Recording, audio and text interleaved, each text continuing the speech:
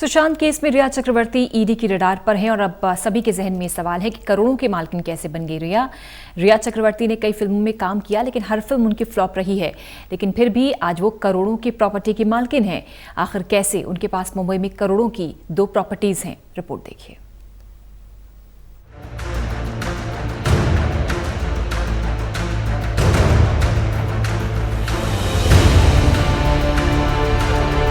सुशांत की मौत की गुत्थी सुलझने के बजाय और उलझती जा रही है। हर दिन चौंकाने वाले खुलासे हो रही है, हर दिन चौंकाने वाली रिपोर्ट सामने आ रही है। शक की सुई बार बार लगातार रिया चक्रवर्ती पर ही घूम रही है, लेकिन अब तक कुछ साबित नहीं हो सका है। रिया चक्रवर्ती को इससे पहले बहुत ही कम लोग जानते होंगे। उन्होंने यूँ तो कई फिल्मों में काम किया, लेकिन हर फिल्म फ्लॉप ही रही। लेकिन फिर भी आज वो करोड़ों की प्रॉपर्टी की मालकिन है। लेकिन आखिर कैसे? बहुत कम ही लोग उनकी पर्सनल और प्रोफेशनल लाइफ के बारे में जानते होंगे। तो चलिए जानते हैं रिया की जिंदगी और काम से जुड़ी कुछ खास बातें। रिया का जन्म बेंगलुरु में हुआ। रिया के पिता बंगाली तो माँ कोंकणी है। रिया के पिता आर्मी में डॉक्टर है, जबकि माँ हाउसवाइफ है। रिया का एक भाई है जिसका नाम शोविक है। रिया पिछले 1 साल से सुशांत की लिव इन पार्टनर थी। सुशांत के परिवार ने रिया के पूरे परिवार पर उकसाने, आपराधिक षड्यंत्र रचने, चोरी, धोखाधड़ी और धमकी देने के आरोपों के साथ केस दर्ज करवाया है।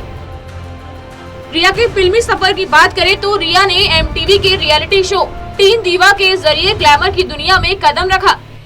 इसके बाद उन्होंने दिल्ली में एमटीवी का वीडियो जॉकी बनने के लिए ऑडिशन दिया और सिलेक्ट हो गई। रिया ने बिजी रहते हुए एमटीवी व्हाट्सएप, कॉलेज बीट और MTV gone in 60 seconds host किया। फिर उन्होंने एक्ट्रेस बनने के लिए इंजीनियरिंग की पढ़ाई को बीच में ही छोड़कर एक्टिंग की तरफ रुख किया। इसके बाद एक्ट्रेस बनने का सपना मन में लिए रिया ने 2010 में आई फिल्म बैंड बाजा बारात के लिए ऑडिशन दिया था, लेकिन उन्हें लीड रोल के लिए रिजेक्ट कर दिया गया था। इसके बाद लगातार बार कोशिश करने के बाद रिया को अपना पहला ब्रेक 2012 में तेलुगु फिल्म तुनेगा तुनेगा के जरिए मिला। फिल्म फ्लॉप साबित हुई, लेकिन इसके तुरंत बाद 2013 में रिया अपना बॉलीवुड ब्रेक पाने में सफल रही। 2013 में उन्हें फिल्म मेरे डैड की मारुति में जसलीन का रोल निभाने का मौका मिला, लेकिन ये भी फिल्म फ्लॉप रही।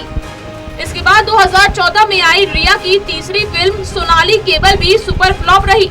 नतीजन रिया को 3 साल तक कोई काम नहीं मिला, जिसके बाद 2017 में उन्हें हाफ गर्लफ्रेंड और दोबारा सी योर इविल जैसी फिल्मों में कैमियो मिला, मगर ये फिल्में भी फ्लॉप साबित हुई।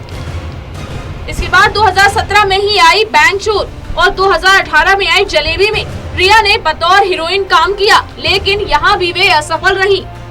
इन 8 सालों में रिया ने लगातार फ्लॉप पर फ्लॉप फिल्में की, लेकिन कमाल की बात तो ये है कि उनकी सालाना कमाई 10 से 15 लाख रुपए के बीच ही है। लेकिन फिर भी उनके पास मुंबई में करोड़ों की 2 प्रॉपर्टी है। ये प्रॉपर्टी रिया ने आखिर कैसे बनाई? ईडी इस मामले की जाँच कर रही है।